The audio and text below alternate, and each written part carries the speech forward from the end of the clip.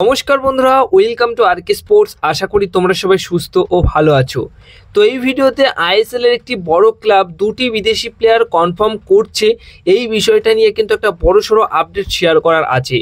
দুটি কিন্তু একদম নতুন মুখ, নতুন বিদেশি, তাদেরকে সই করাচ্ছে সেই দলটি, সেটা নিয়েই কিন্তু আপডেট শেয়ার করব। প্রথমেই যে আপডেটটা শেয়ার করব সেটা হচ্ছে ইস্টবেঙ্গল এফসি দল কিন্তু প্যালেস্তাইন ন্যাশনাল টিমের ফুটবলার 29 বছর বয়স মোহাম্মদ রাশিদকে কিন্তু সই করিয়ে নিয়েছে। 2,80,00,000 টাকা তার মার্কেট ভ্যালু রয়েছে। তো পারসাভিয়া দল থেকে সরাসরি এবার আইএসএল এ এন্ট্রি নিল এই ডিফেন্সিভ মিডফিল্ড পজিশনের ফুটবলারটি। 29 বছর বয়স তার। তো এখন কিন্তু তাকে তোমরা নেক্সট সিজনে খেলতে দেখতে পারবে ইস্টবেঙ্গল এফসি দলের জার্সি গায়ে।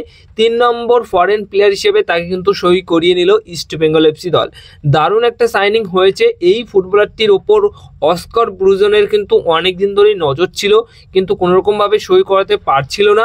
কিন্তু এখন কিন্তু তাকে প্রায় কনফার্ম করে ফেলেছে, মানে ডিল ডান বলতেই পারি। এখন শুধু অফিসিয়াল অ্যানাউন্সমেন্টটাই বাকি রয়েছে, তাছাড়া যা যা বাকি ছিল সই স্বাক্ষর সবটাই কিন্তু কমপ্লিট হয়ে গেছে। তো এটা ছিল প্রথম আপডেট। সেকেন্ড আপডেট কিন্তু এই ইস্টবেঙ্গল এফসি দলকে নিয়েই রয়েছে।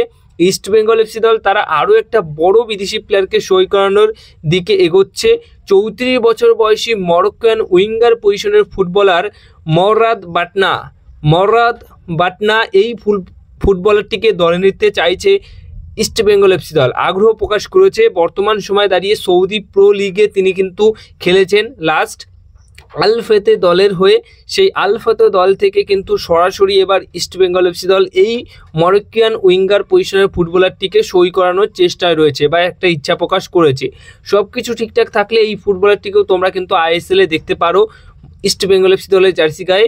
লাস্ট সিজনে সৌদি প্রো লিগে তিনি কিন্তু 25টা ম্যাচ খেলেছে, 10টা গোল এবং 6টা অ্যাসিস্ট করেছে। মানে যথেষ্ট ভালো ইমপ্রেসিভ ফুটবলার, এবং সেই সাথে তার ভালো পারফরমেন্স কিন্তু লাস্ট সিজনেও রয়েছে।